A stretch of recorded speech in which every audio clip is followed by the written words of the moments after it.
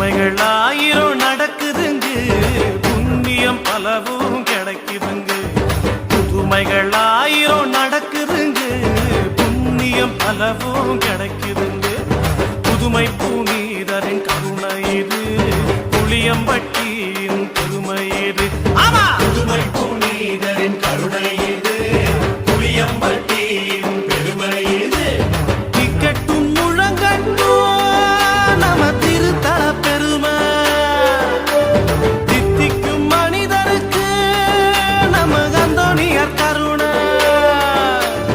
டிக்கெட்டும் முழங்கட்டும் நம திருத்தல பெருமை, தித்திக்கும் மனிதருக்கு நம்ம அந்தோணியர் கருணை.